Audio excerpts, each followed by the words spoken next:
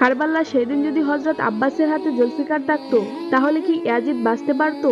যদি আব্বাসকে জুলফিকার দেওয়া হতো তাহলে কারবালার চিত্র নয় তখনই বদলে যেত।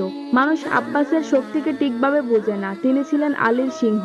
আর যদি তার হাতে জুলফিকার থাকতো তাহলে কারবালার যুদ্ধের চিত্রটাই বদলে যেত। ইয়াজিদ কখনো ময়দানে আসেনি, কারণ সে জানতো যদি আব্বাসের সামনে পড়তে হয় তাহলে 9 লাখ সৈন্যবাহিনীও তাকে রক্ষা করতে পারবে না। হযরত আলীর 18 জন ছেলের মধ্যে কেবলমাত্র হযরত আব্বাসই হলেন আলেমদার। আর অফা তো শেখা হয় আব্বাসের কাছ থেকে।